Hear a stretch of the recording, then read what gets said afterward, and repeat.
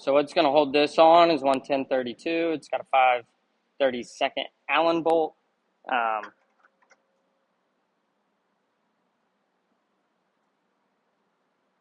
From Mooresville, Indiana, he drives the Daystar Directional Drilling, Edco General Contractors, Collision Concepts, BooyahDarts.com 35. It's Zach Hampton.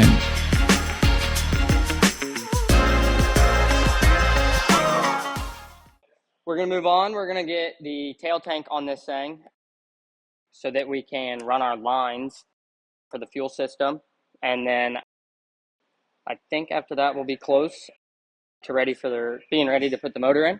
So our first step, this thing is super simple. You'd be amazed, even though it holds my tank holds 33 gallons of methanol, which I'm not going to do the math, is a lot of weight. Here's what's going to mount them, right? So I'm on an ATL. That's important to note. So my bottom, I have tabs down here, and I run a stud, and you'll see what I'm talking about. But if you run a Fuel Safe or a Saldana, you're actually going to have tabs up here, and they're kind of like slotted deals, and you're going to bolt through here. But ATL is this style, and in my preference, they're way better. So we've got the studs here with a nut, right? And you're going to use an 1/8 inch Allen, which I've got a T-handle. And for the first time in this video, this is going to make an appearance. These are just brutal. I mean, like the tank it's pretty brutal on itself. And this stud, you don't want to come out when you go to take the nut off. You don't want it to pull this thread with it. Otherwise, it might as well, oh, shit. We better clean that good. That is the wrong end. Let me brake clean this real quick. Right, so what I did there on accident, the fine thread, you've got coarse and fine. The fine is what this is going to go on. We do not want that to be Loctited. And I accidentally put it on the fine thread. So the coarse thread side is actually what's going to go into the tank. So we're going to get that on there. And we're done with red Loctite. So we've got these two. And if this were a new tank, which it is very clearly not. Oh, that was a little aggressive. I would be doing this on carpet. But this thing has already been on the car quite a bit. You see Ollie keeping it company. And it's all scratched up anyways. So we're going to roll this over. And I'm an idiot because I already had studs in it. So that's fine. These studs will be perfectly good for the next one. I could have swore I looked and there weren't any, but, we all make mistakes. So what makes these so nice, I think, on the ATL and having that stud there is when I go to put this on, instead of having to hold the tail tank and get these holes lined up and whatnot, I'm just going to put the bottom studs on, set it in there, and then I'm going to put my back two on here, and then I can go back after and put my nuts on there. So it makes it a lot easier to kind of place it up there, especially if you're alone, which I'm technically not. We got Ollie here, but if you haven't been able to tell, he just really likes to lay around and watch.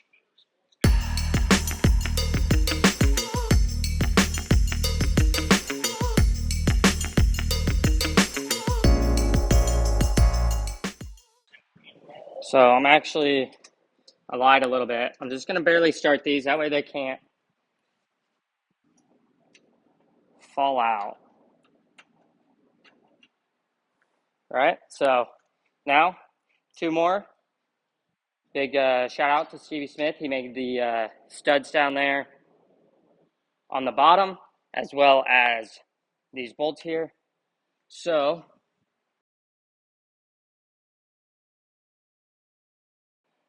and these I do not Loctite. think Rob had silicone these when he did it. I don't use anything. Don't find that I need it.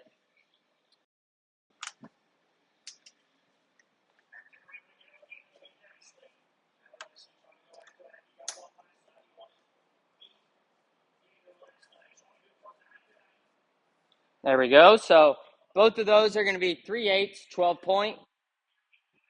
Ratchet here. You could use a wrench here, but on the bottom you're going to want a socket like this. That's why I just go ahead, grab a socket.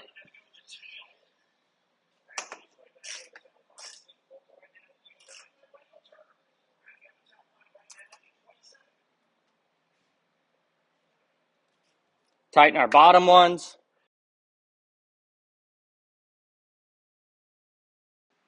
Right, so there she is. 4 bolts, super simple. Obviously, people have been talking for years about maybe tethering tail tanks, just because you've got 4 5/16 bolts holding in a tank that essentially, for me, holds 33 gallons. Some guys have 30-gallon tanks. Some guys are still on 28.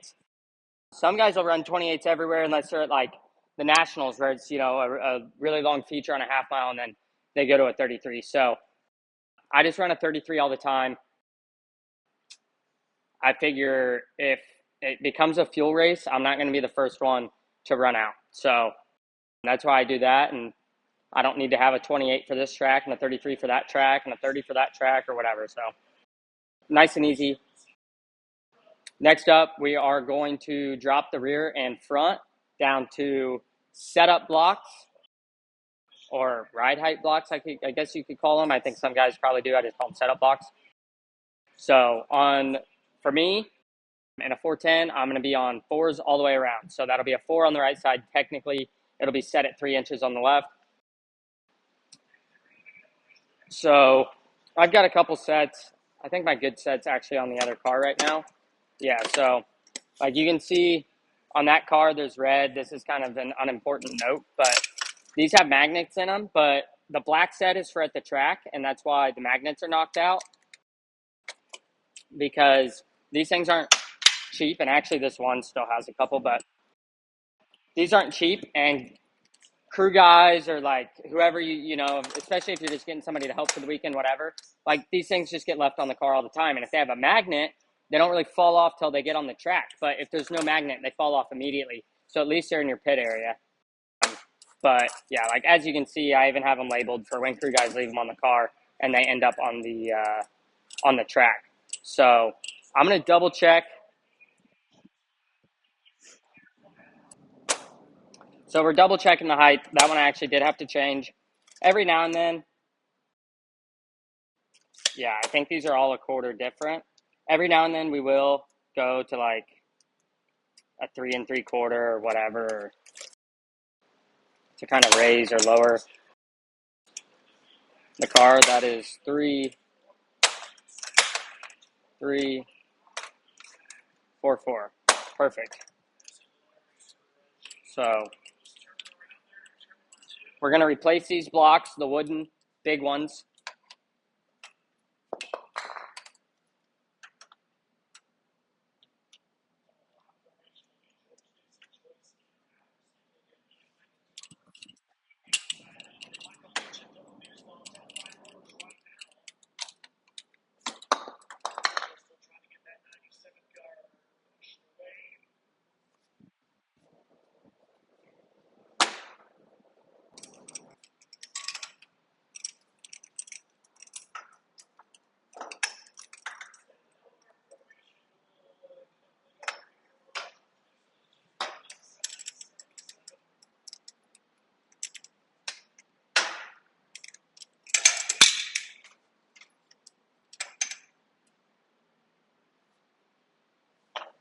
Right, so we've changed those blocks there.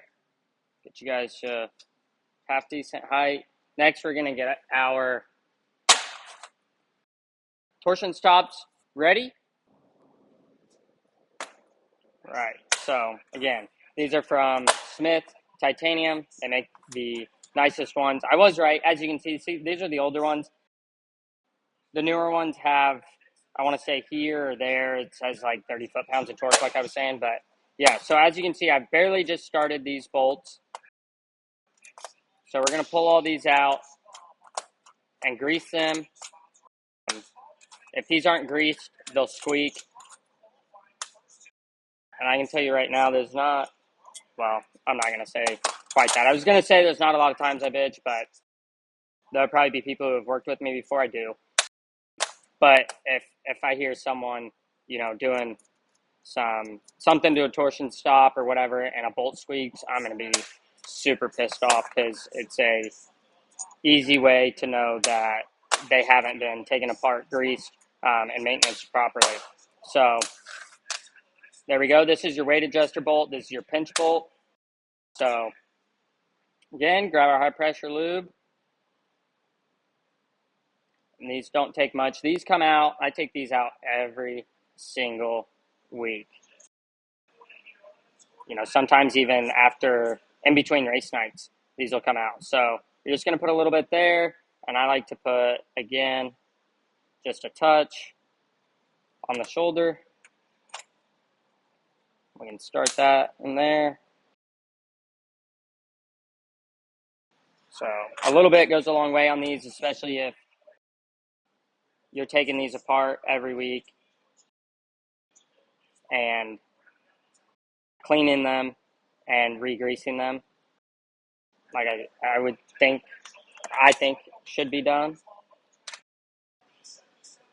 I don't think there's any real performance gained, but these things, titanium especially, like just everything about these cars is really expensive. So having a good maintenance program and taking care of your stuff is just super important.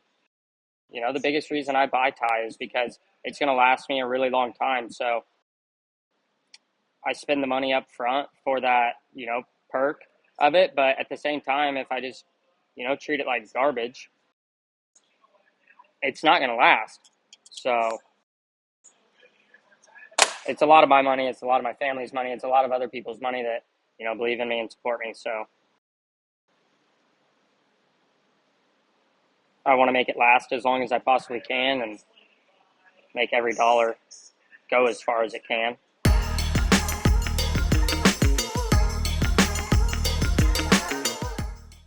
All right, so those are all started. Now, I don't use an impact much, but I don't want to hand thread this in and out. And to kind of work the grease on there, I'm just going to do a couple in outs and then get that to where it's just loose.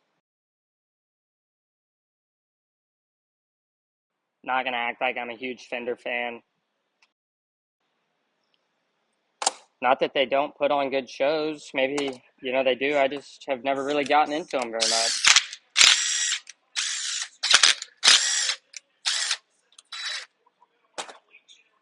I watch them if there's no sprint cars or midgets or anything open wheel that I would race on, though.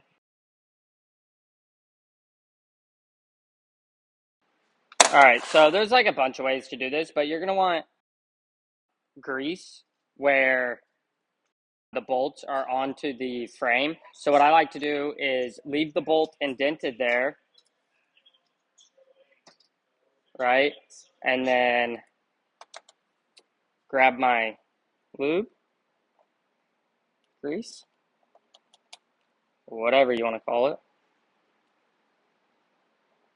right? And then I just fill that up, and then it'll push it out where it needs to be. We can start here. It's going to be hard for you guys to see as I put it on,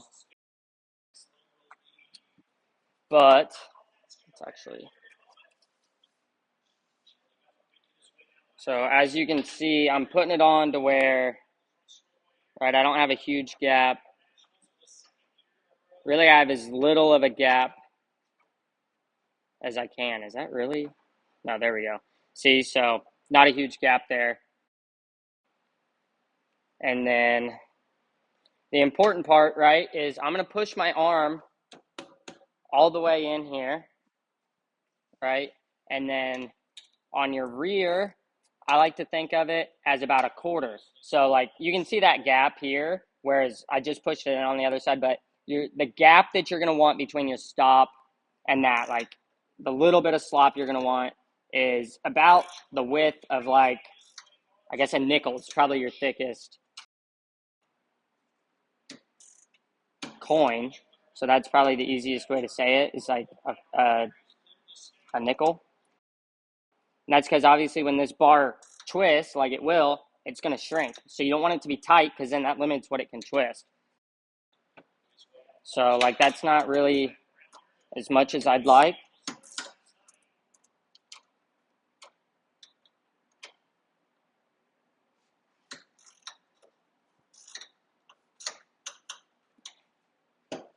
Right, so you can see there's a little bit of back and forth there. So that one's good. I like that. Now we push this side in. Bring you guys over here.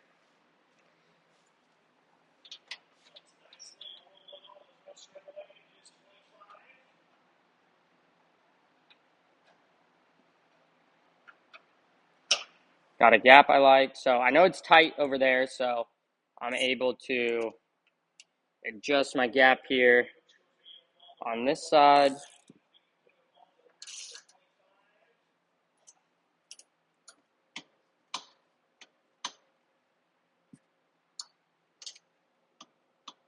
Yeah, so I'm pretty happy with that. So next thing, before you're going to even do your weight adjuster bolts, is you want to torque these. And while we're at it, we're going to torque these because we did it earlier. So like I said earlier, all my stops and arms are 27.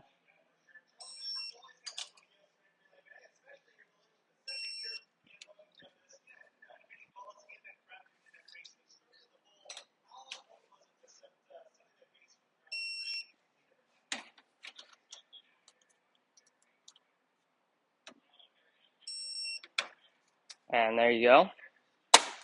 So where you start to really get into, all the cool guys talking about what they're doing to their cars and whatnot, is what bars do you have in it? Oh, what do you have for turns, right? So because this thing's going to sit and ride in the trailer, we're going flat.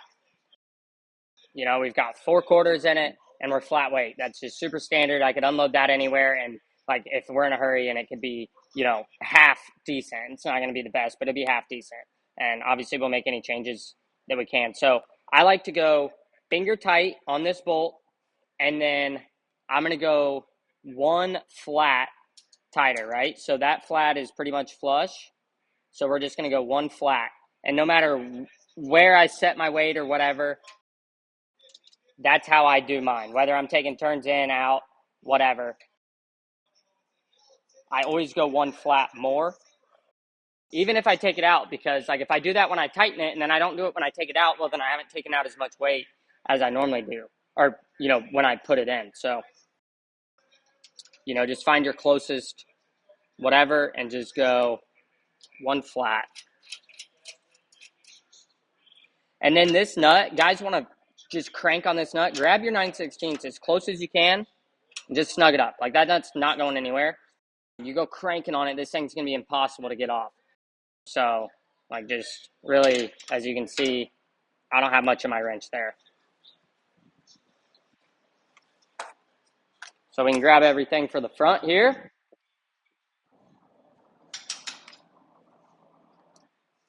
Set our stops down, and we're going to grab our left front arm because we haven't done that yet. So one other important thing, we haven't tightened anything on the right front, so I can just swing it up. You can see where that wear mark is. We're going to grease that because that's obviously where this rubs on the axle. Right? And we don't want any friction there. So we grease that side because there's nothing stopping this here. You can just lift it up. Throw a little layer of grease down, right? And booyah. So same over there. As long as you do it before your stops are on and tight, then you're going to be good.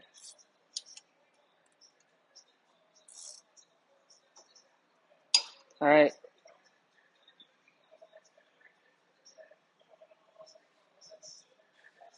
There's our arm. Again, neither of those are torqued yet. We'll do them with the stops.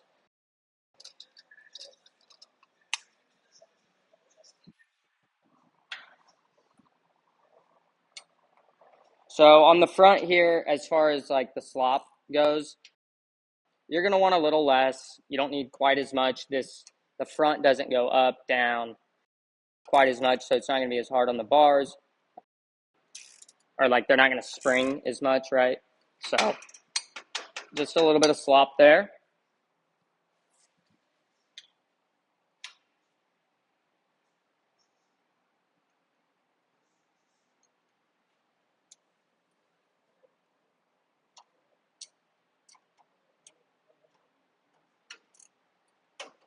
Just a little bit there. So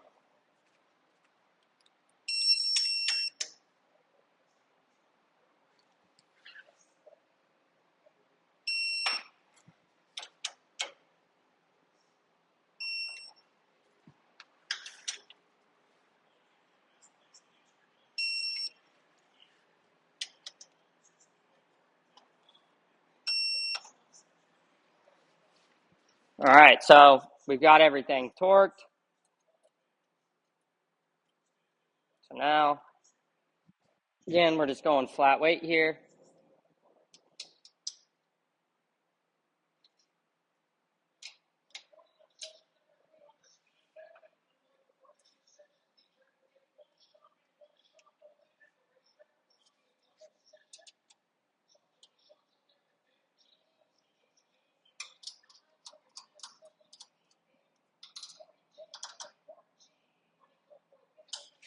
Right, so there you go. Now we've got stops on, right? So now that axle, you know, as long as I've got my blocks under it, which it always will when it's up on stands like this, axle's not going up, down, wherever, side to side, it can't move. So when we go to like put the motor in this thing, we're kind of moving the car around, it's solid. We're going to run the fuel lines on this bad boy. So this is going to be your main right here at the dash 12 line, and it's going to go to the side of your pump here, and then we'll get the pump on, you know, first. Then we're going to have 4 ports on that. Our top one is going to be a stumble valve. We'll have a little on-off switch here. We'll have a little on-off switch here on the top port, and then the next, not the very, I guess there is no very middle, but the one straight across from here be your main fuel line, and then the other two, you will have your main and your high speed. So we will, all right, so I'll put you guys there, get you a good look inside here, and I'll grab a fuel pump. All right, so got our fuel pump. I went ahead and took our caps off. It had caps on it, Mystery Marvel, so I kind of spun that out. But as you can see, that spud right there is greased. That's important. So this is real simple.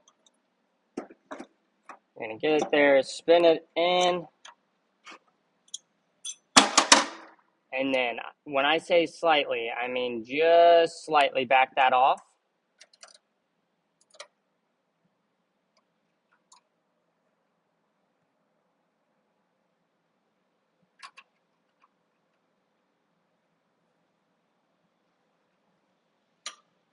All right, so there you go. That's all that is. One little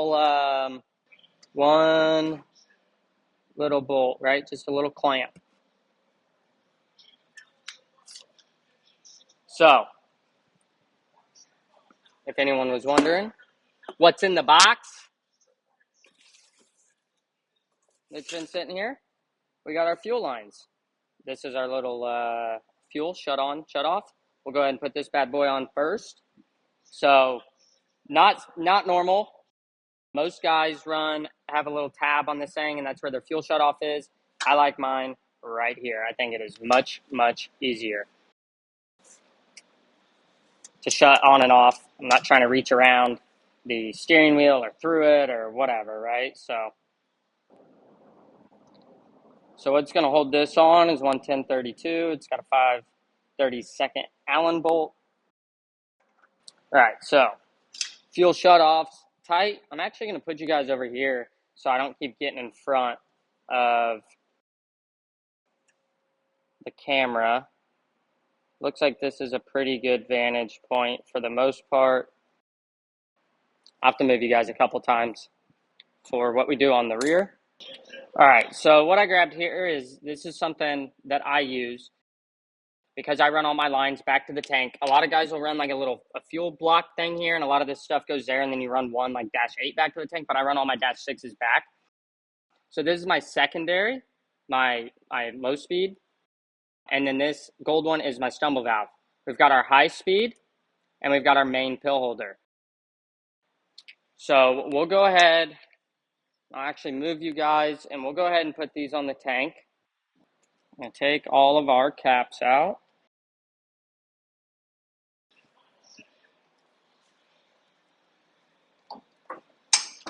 So the first thing we're actually going to put on here,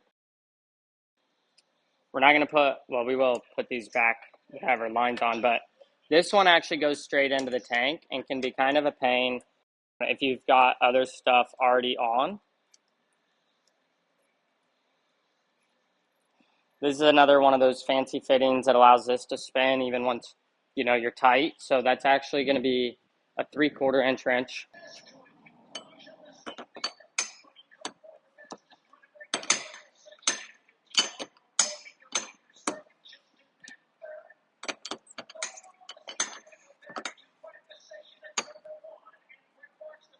All right, so that's snugged up. Next, gonna be our main jet. I don't know what I will run eventually, but this is just a 62. So to tighten that in, we're still looking at a 3/4.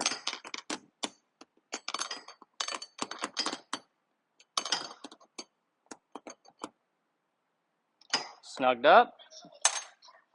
And now we've got our high speed. I doubt that's what I run, but that's what it was set at. If I were to run this car, or, you know, a lot of nights, even if I'm running somewhere and like points is a thing, if I know I'm going to have to get back out, I will actually set the high speed on the spare car when I set, every time I change the one on the main car. So that's important to note. But right now I'm not too concerned with it because I have no idea what the weather is going to be like whenever I go racing.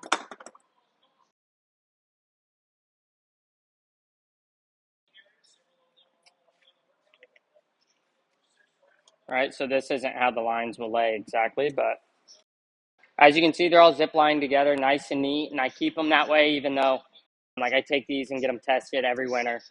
Make sure there's no holes anywhere or anything like that. They put a higher pressure through it than what will normally go through it to test. So now we've got this one single here. That's going to be where our T goes on. Right, so we're tight on that end. So now the only part I do have to trace when I put these on is finding out which line is which, right? So the gold, like we said, is the stumble. So I know that's going to the top. What we're going to grab first, right? This is my shutoff for my stumble valve, which I can reach while I'm strapped in and everything. So that gives me the option to turn it on and off. All right, so we're tight there. So another thing I do know, so I can go ahead and put on, is this 90 is my main fuel line. That is what is feeding the top of the barrel valve, which is feeding the motor, right? So an extremely important line there. And we're going to tighten these as we go, but we will also double check everything at the end. All right, so I already know for a fact that this is going to be my low speed because it goes up here to the cockpit. right? So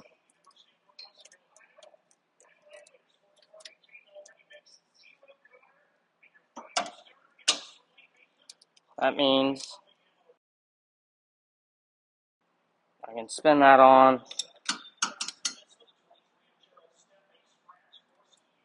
tighten that, and that means my other line here, and it doesn't appear these have come off as well as, or stayed on the zip ties as well as they'd like, so there's a really good chance I'm going to cut these zip ties and just redo that part, because I do not like how these lines are crossing right now.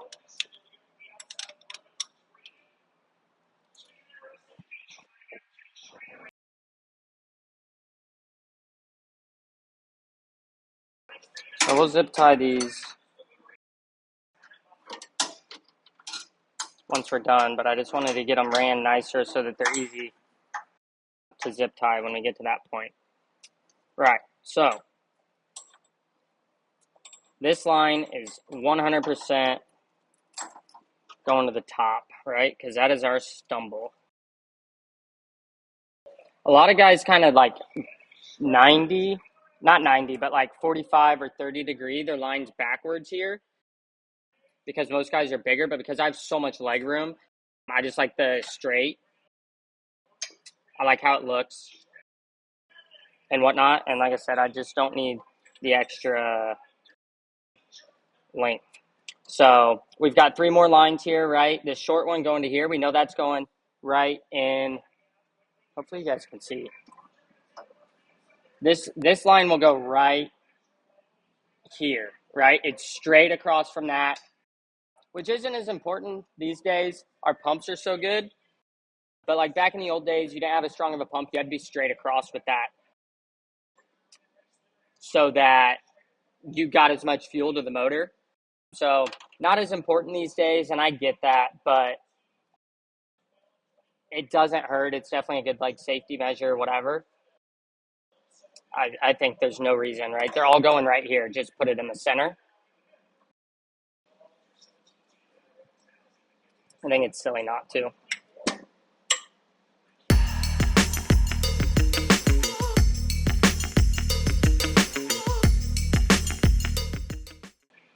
So next line here. And actually, we're going to go ahead and connect our low speed to the dash since it is on the bottom. So kind of hard to get back there. It's going to be hard for me to like give you an angle while I do it.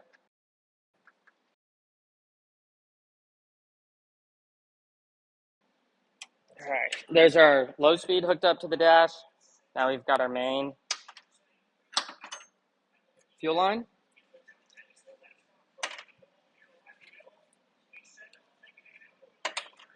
Which for me,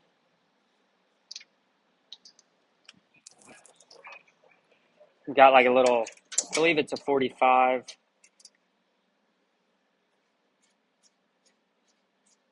And that's going to get me around the master cylinder.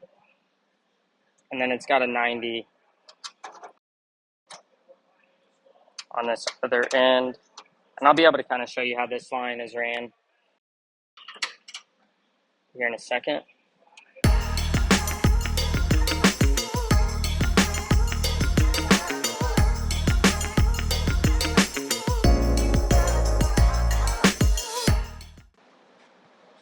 There we go. Man, I don't think I've ever had that much trouble. Usually the bottom one's a lot more difficult for me.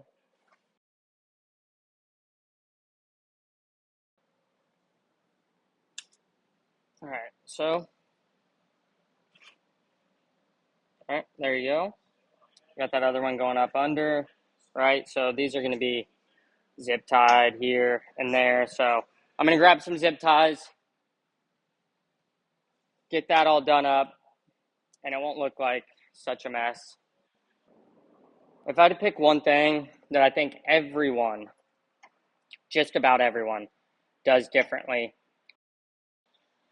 it's fuel lines. So There's definitely no right or wrong way. I think whatever you prefer, is that's best, right? Whatever you prefer, whatever you're comfortable with, you think looks good. If it's your car, you can do what you like with it.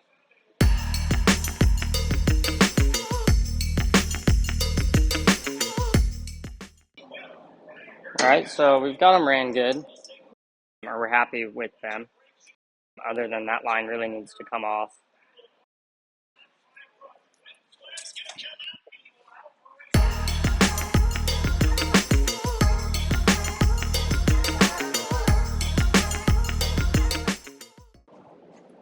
All right, so now we're going to kind of zip tie. Now that they're all together, how we like, we're going to kind of zip tie these up in a way that holds them in place, not just together.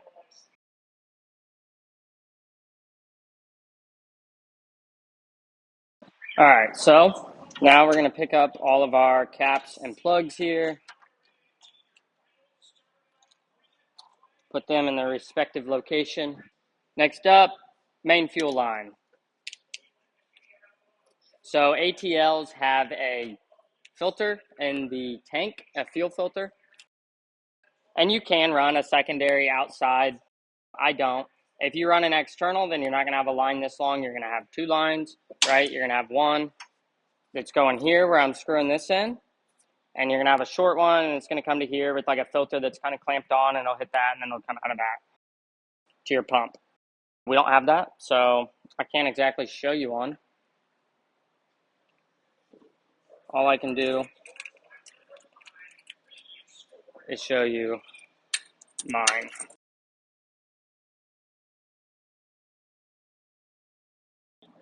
There we go. There's our main fuel line, and that'll get zip tied up once we put our shifter on. That'll kind of get zip tied to that. I've got, a way I've got it. So that's all of our fuel lines, other than the two that we'll have that are going to go on the motor. So we're going to do motor next. I'm going to show you guys first the steps, like when a motor gets back from the engine builder and it's fresh, it's not going to have a U-joint, it's not going to have your fuel line. So we'll go over those steps first, kind of getting a motor ready to go in the car. And you kind of want to do it all before you put it in the car. So we're going to go over those steps next. Probably hit it tomorrow morning, so you'll see me in different clothes. But yeah, we're getting there. We're really close. So motor, a few small things, and then we've got wings and Nerf bars, and then we'll be ready to body this thing up.